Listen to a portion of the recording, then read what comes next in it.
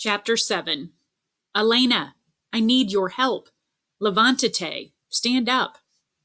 I shook her shoulders roughly. She groaned and pushed my hand away. Let me sleep, Miguel, please, please. No, come on, now. I pulled off her blankets and jerked the pillow out from under her head. It was already late and I had a lot to do. The goat needed to be slaughtered for the fiesta, and I needed Elena to do it. An hour later, Elena finally made it down to our little barn. I had already tethered the goat and gathered the tools for the slaughter. Tio used a gunshot to the brain to kill his goats, but Elena preferred a hammer.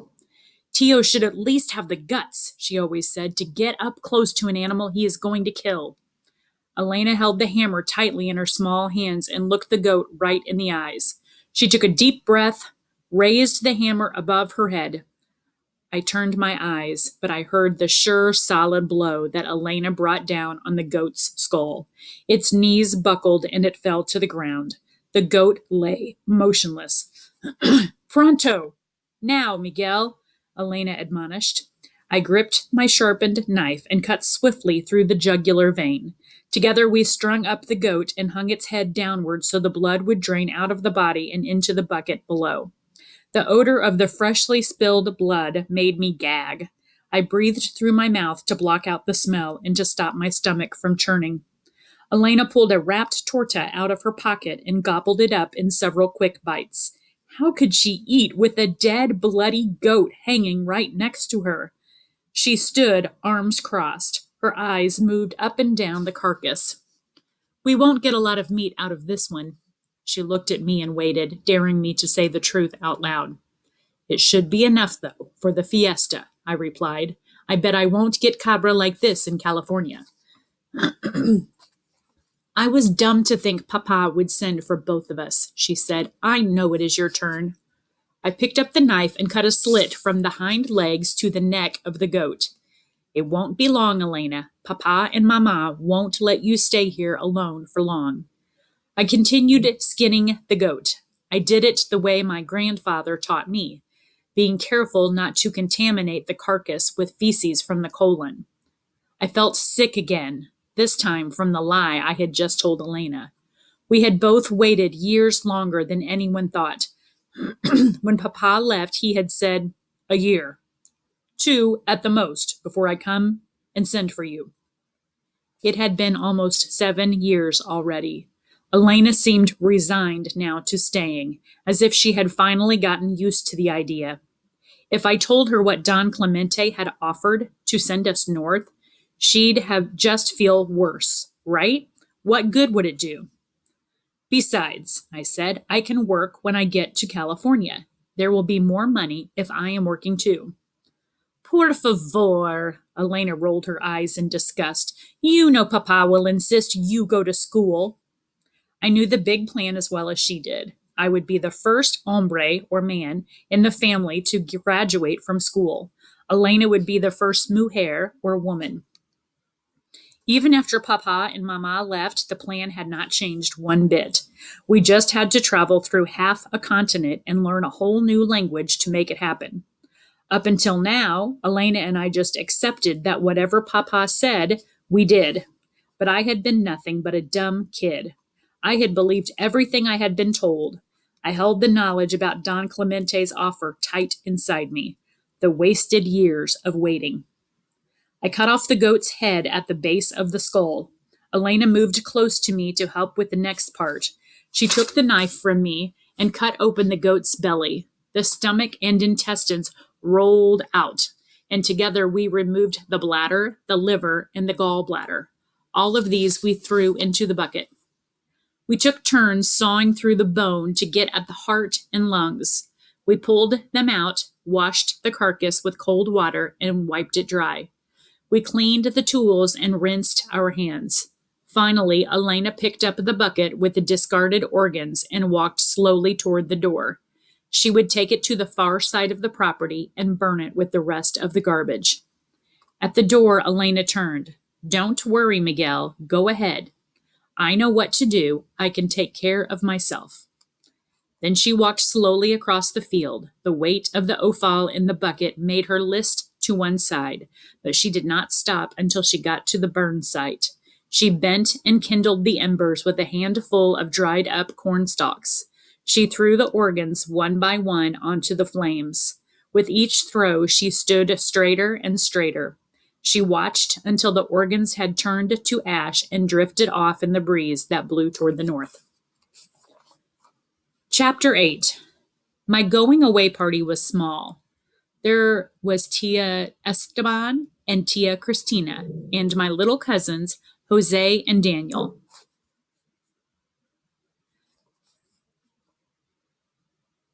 There were our closest neighbors, Las Gonzales and Dona Maria, my abuelita's comadre. Elena sat apart from us with her best friend Fatima, whispering and telling stories. Fatima flirted with Chewy, but he paid her no attention. Instead, he served Elena a big plateful of barbacoa, then moved to stand right behind her. We ate goat until we could eat no more.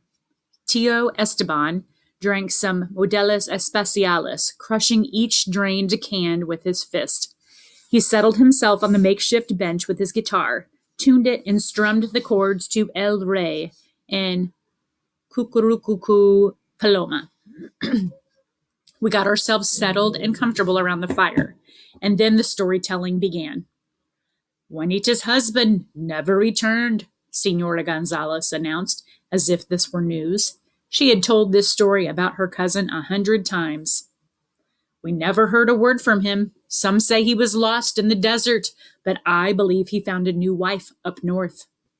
The part about a new woman had the ring of truth. We all knew Juanita. She was famous for her mean spirit and bad humor. Any one of us would have done anything to escape her. Pancho Sanchez told us that his nephew's friend was kidnapped up north, right on the border, said Senor Gonzalez. They drugged him, and when he woke up, he had a row of stitches in his stomach. He always began his story in the same way. I leaned forward. What body part would he include this time? They took out his kidneys and sold them, Senor Gonzalez grinned, enjoying Tia's gasp. Tio Esteban laughed and slapped his knee. Epifanio, you can't live with both kidneys gone. It's not possible, Tio reminded him. But Senor Gonzalez didn't care what Tio thought. The more gruesome the story, the better. He paused, looking around the circle for dramatic effect. I can't say in this company what they took from the poor woman's husband, but they sold them to an infertile rich old man in Guadalajara who didn't have a son of his own to inherit his millions. Then we laughed out loud, but my laughter was nervous. The stories seemed different this time, now that I was leaving. Maybe I didn't believe everything Senor Gonzalez said, but the basic idea of kidnapping someone and then selling his organs seemed like it could happen. Weren't there sick people all the time who needed a liver or a heart? The sun fell down below the horizon. Dona Maria pulled her shawl more tightly around her and inched closer to the fire. Though the evening was still warm, she shivered. We all moved toward the warmth. Dona Maria put her fingers lightly on my forearm. Mijo, she murmured, when you travel through the wasteland of the desert, you must take special care. No one ever gave away the secrets of Don Clemente's operation, but Dona Maria believed, like all of us, that I would walk through the desert to cross La Linea. In that place of desolation, she continued, a ghost now walks at night. They say it is La Llorona. That I can't say for sure, but this much I know.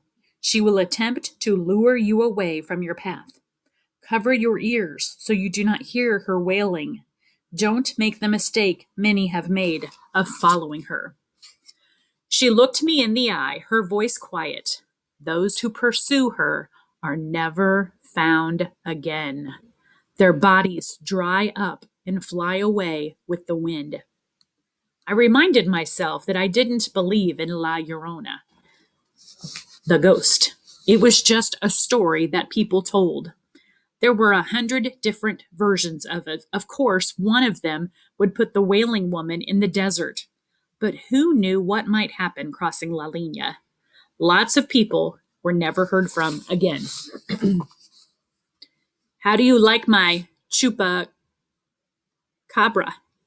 Chewy said, suddenly changing the subject. Out of his pocket came his latest carving. Chewy's goat-sucker figure had sharp spines all the way up and down its back and claws sticking out from its hands and feet. Chewy had painted it bright green. Its glowing red eyes reflected the light from the dying fire. The thing looked real and evil.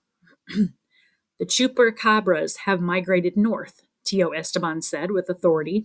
They are no longer satisfied with draining the blood from cattle and other farm animals.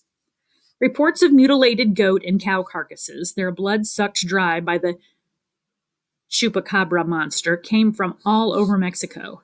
We had heard this part about the creature's move into new territory. And the last time he told it, Tio even claimed that the Chupacabras were really aliens here to colonize Earth. They now prey on humans, especially those out alone at night, with no protection, he cautioned. He didn't look in my direction, but everyone knew the story was pointed at me. Maybe the Chupacabras were imaginary, but other creatures out in the desert were real. A scorpion was real. A culebra was real. People died all the time from their poison. Tio took Chewy's carving in his hand, turning it around.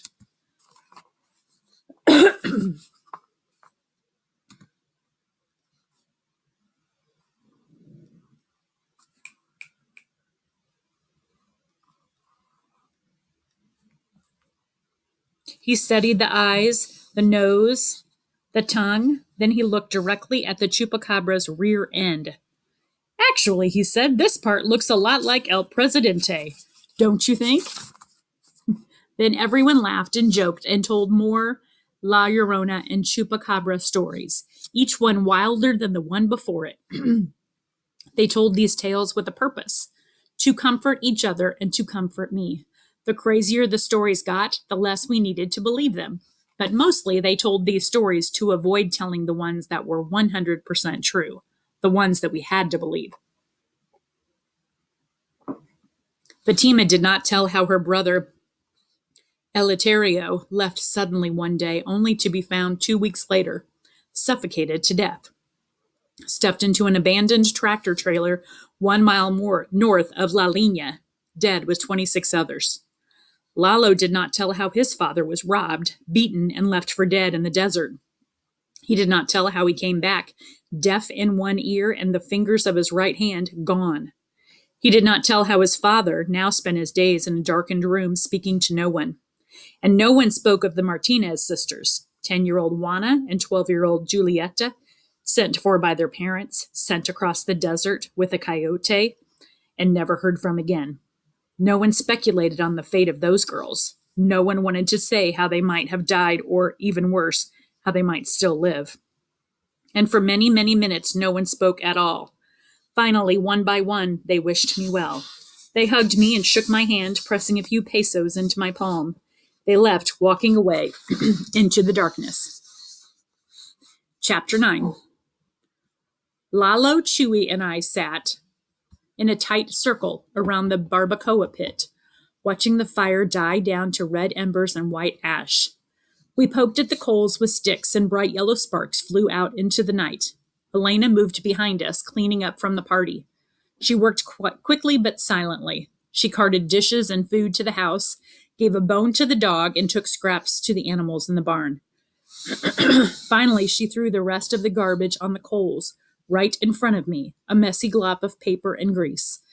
The fire popped and sputtered angrily. It leaped to life. A long flame rose up next to my foot.